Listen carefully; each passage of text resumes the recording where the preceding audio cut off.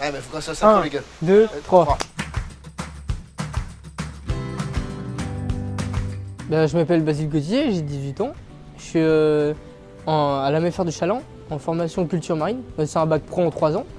Et là, ça fait 2 ans que je suis dans cette entreprise, du coup, en tant qu'apprenti. Je m'appelle Maëlle Deschaux, je suis en terminale bac pro production aquacole et en apprentissage du coup à la Sodabo aquaculture. Avant j'ai fait un bac GMNF et du coup c'est pour ça là je reprends juste une terminale pour avoir ce bac parce que je change de filière. Victor Le Goff, maître d'apprentissage, responsable commercial et développement à la Sodabo aquaculture depuis déjà 8 ans.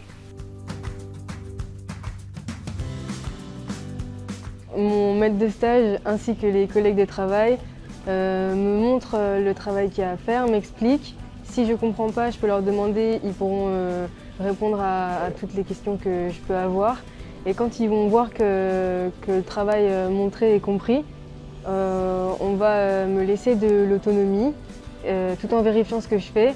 Et si les choses sont mal faites, on va m'expliquer, comme ça je vais pouvoir m'améliorer. Et donc voilà, tout est fait avec beaucoup de pédagogie. Alors, on fait une demande à la MFR de Challans pour avoir des apprentis pour 2 particularités. Une, bien sûr, c'est de temps en temps, on a besoin de renforts au niveau bras et mains.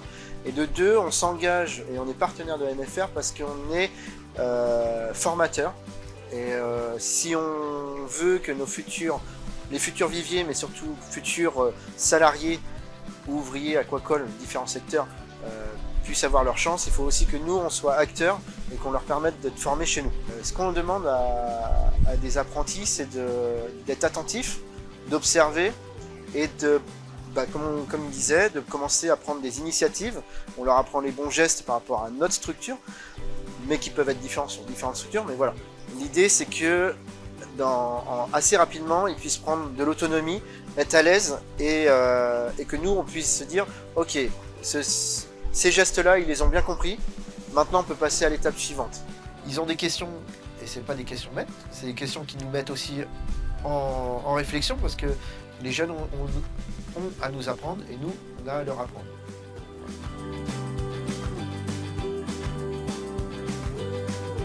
C'est surtout l'entrée dans l'activité. En gros, vraiment connaître tous les gestes pour après potentiellement devenir ouvrier de l'entreprise et savoir déjà quasiment tout faire en fait, être polyvalent sur tout un tas de choses. Là au moins on a la pratique, on en apprend vraiment beaucoup en entreprise, peut-être même plus au final techniquement qu'en cours.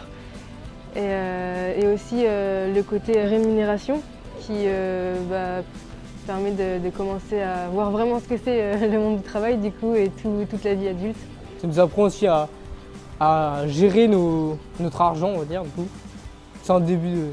Ça les met en responsabilité, ça les responsabilise sur différents secteurs, que ce soit le salaire à la fin du mois ou que ce soit aussi sur les différentes tâches et autonomies qu'on leur apprend.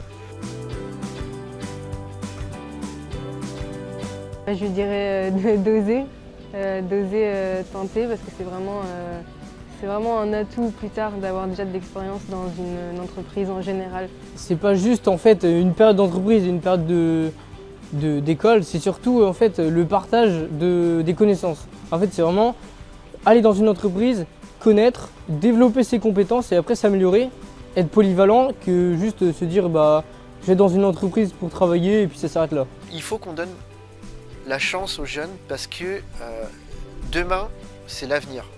C'est eux qui vont nous représenter. Alors, je suis encore un peu jeune, j'espère, mais c'est eux qui vont prendre aussi la place des anciens techniciens.